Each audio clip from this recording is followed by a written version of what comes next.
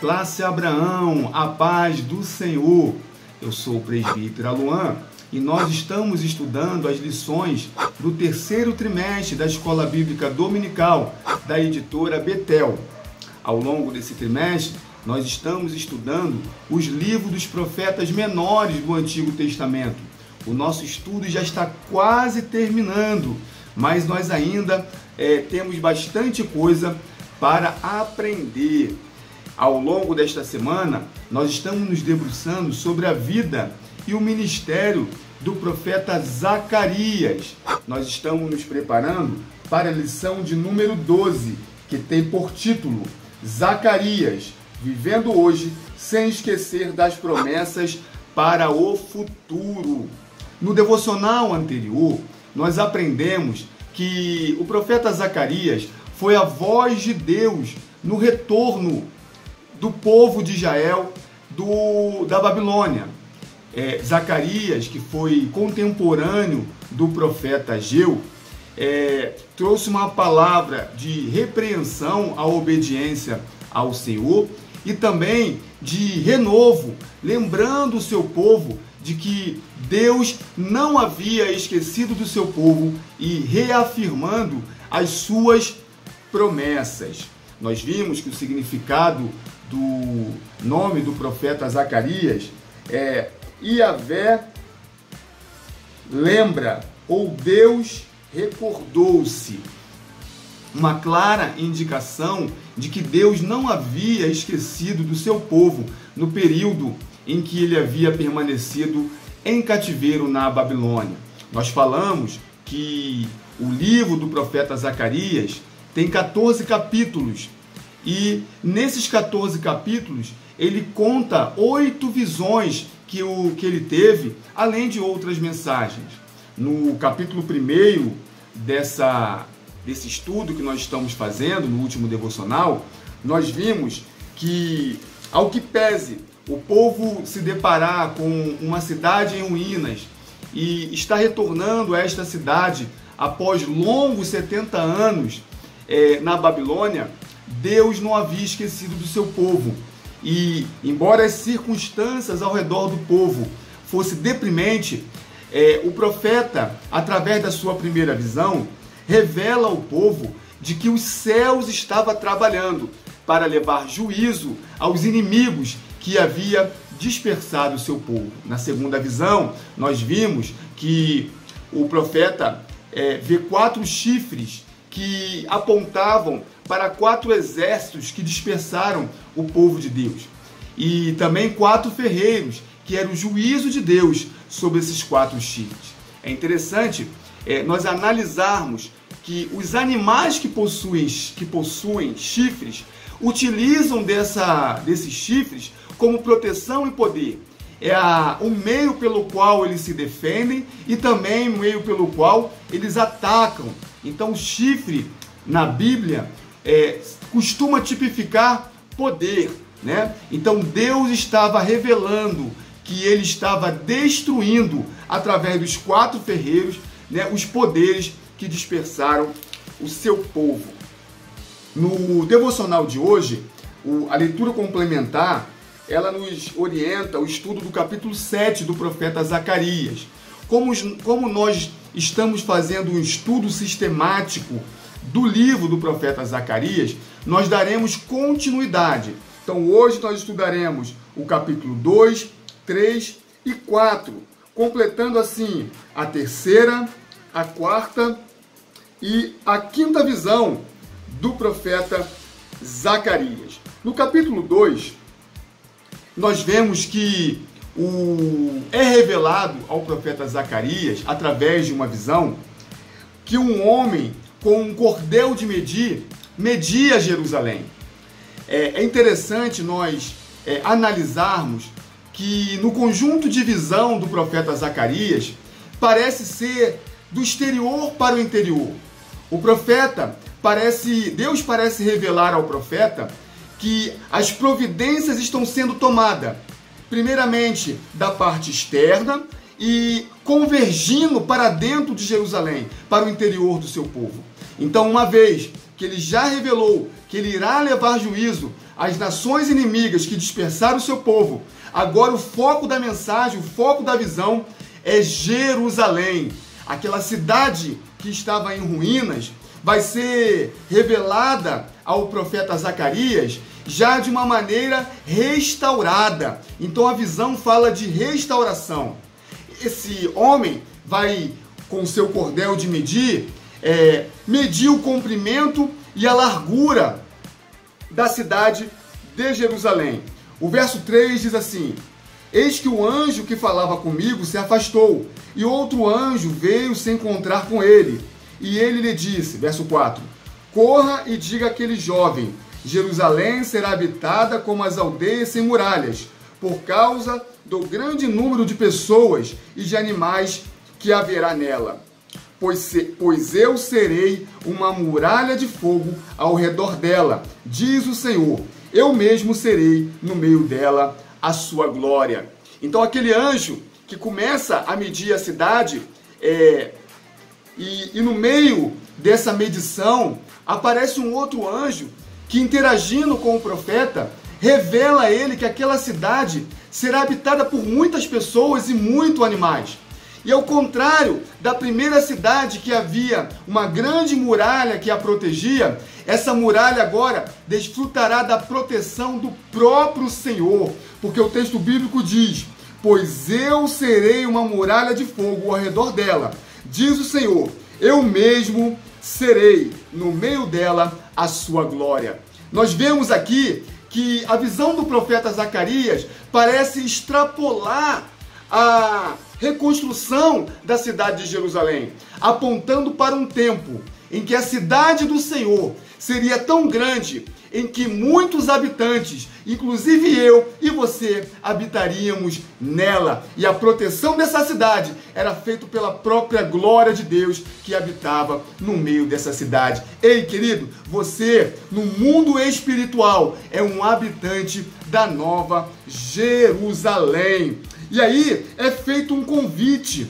Nós vemos no verso 6 do capítulo 2 que diz assim, vamos, fujam da terra do norte, diz o Senhor, porque eu espalharei vocês como os quatro ventos do céu, diz o Senhor. Vamos, fuja, Sião, você que habita com a filha da Babilônia. Então, é uma exortação àqueles que ainda habitavam fora de Jerusalém, para que fosse até Jerusalém para habitar nela. Deus parece confrontar uma imagem de ruína e destruição com uma imagem gloriosa da sua presença no meio do seu povo. Queridos, ainda hoje essa palavra de advertência ecoa no meio do povo de Deus.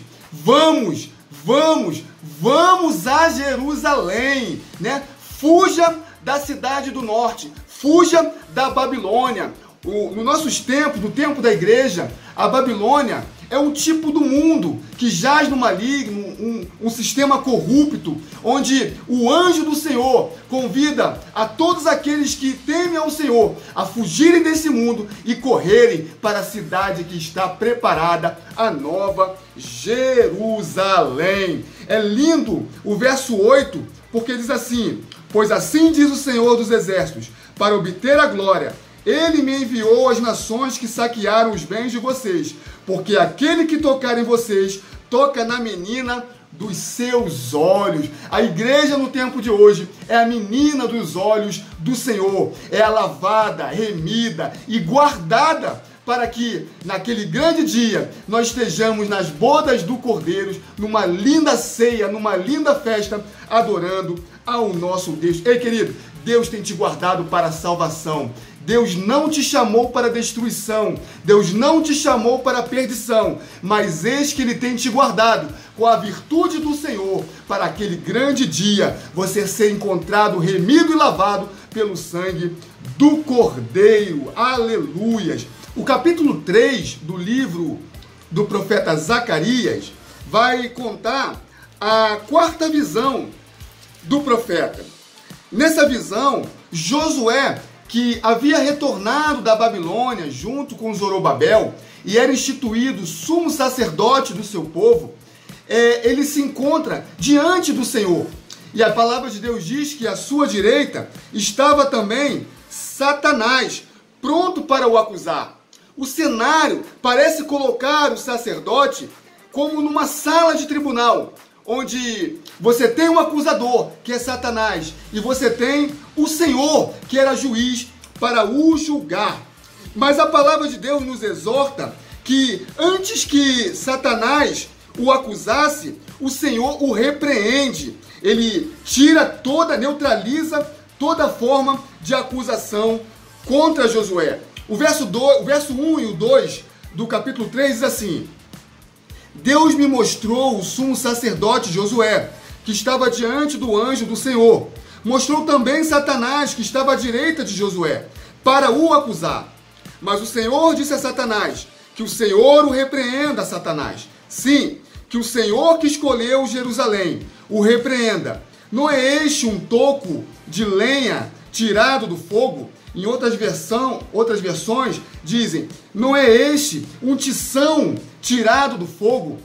O período em que Josué havia ficado na Babilônia representa um holocausto, representa uma grande chama de juízo do Senhor. E no meio daquela cidade iníqua e do meio do juízo, Josué é levantado como sumo sacerdote para apresentar diante do seu Deus o sacrifício do seu povo. Queridos, enquanto o inimigo, o acusador, apontava para Josué diante das suas vestes sujas pelo pecado, o Senhor não vê Josué da mesma maneira, mas vê um homem pronto para ser usado em seu ministério. Perceba, queridos, que o texto vai afirmar que, de fato, as vestes de Josué se encontravam muito sujas. No versículo 3 diz assim: Ora, Josué estava diante do anjo, vestido com roupas muito sujas. O verso 4: O anjo tomou a palavra e disse aos que estavam diante dele: Tire as roupas sujas que ele está usando. E a Josué lhe disse: Eis que tirei de você a sua iniquidade, e agora o vestirei com roupas finas. Querido, é lindo nós percebermos que, enquanto o inimigo estava pronto para acusá-lo por suas vestes sujas, diante de Josué estava aquele que poderia conceder a ele vestes novas, aleluia. Assim como Josué, nós fomos encontrados com as nossas vestes muito sujas, mas diante de nós, ainda hoje, está aquele que nos purifica de todo o pecado. Louvado seja o nome do Senhor. Aonde se encontrou vestes muito sujas, o Senhor o concedeu vestes muito finas. Então, no cenário de restauração que Deus vai revelando a Zacarias em suas diversas visões, nós vemos que agora Deus começa a restituir ao seu povo o ministério sacerdotal através de Josué. Se havia alguma dúvida contra a legitimidade do ministério sacerdotal na pessoa de Josué, o Senhor, através dessa visão do profeta Zacarias, estava confirmando o seu ministério. Aí no verso 7 diz assim: Assim diz o Senhor dos Exércitos, se você andar nos meus caminhos e observar os meus preceitos, você julgará o meu templo e guardará os meus átrios. Eu lhe darei livre acesso entre estes que aqui se encontram. Portanto, escute, Josué, sumo sacerdote, você e os seus companheiros que estão sentados diante de você, porque estes homens são um sinal do que há de vir. Eis que eu farei vir o meu servo, o renovo. O ministério sacerdotal de Josué passaria, era temporal, mas Deus estava afirmando ou reafirmando a promessa de um sumo sacerdote que iria instaurar um ministério sacerdotal eterno. E o sacrifício desse sacerdote nos traria vida e não apenas cobriria os nossos pecados, mas nos perdoaria de toda e iniquidade. Haveria um tempo de renovo, onde o pecado da terra seria retirado por Jesus, aquele que viria e seria entregue para que nós pudéssemos ter vida e vida em abundância. O final do capítulo 3 nos dá uma linda mensagem de esperança, não só para aquele tempo, para o povo de Deus, mas também para nós. Porque o verso 10 diz assim: naquele dia, diz o Senhor dos Exércitos, cada um de vocês convidará o seu próximo para sentar-se debaixo da videira e debaixo da figueira. No primeiro livro dos Reis, no capítulo 4, no verso 25, fala assim a palavra do Senhor: Judá e Israel habitavam seguros, cada um debaixo de sua videira e debaixo de sua figueira, desde Dan até Berseba, todos os dias de Salomão. Nós sabemos que o reinado de Salomão foi um reinado muito próspero, e após um reinado de muitas guerras do seu pai Davi, o período de reinado de Salomão foi um reinado de paz, de renovo e de muita prosperidade. Então, o profeta, em sua visão, parece buscar termos de comparação e encontra um período de paz e prosperidade, que foi o reinado de Salomão. Então ele vai trazer a mesma imagem, onde era possível desfrutar de um tempo frutífero da videira e da figueira, que teve no tempo do reinado de Salomão, que assim também seria no dia do reinado do Messias. O capítulo 4 do livro do profeta Zacarias vai narrar a quinta visão do profeta. Nessa quinta visão, o que é revelado ao profeta Zacarias aponta diretamente para Zorobabel, que era governante em Judá.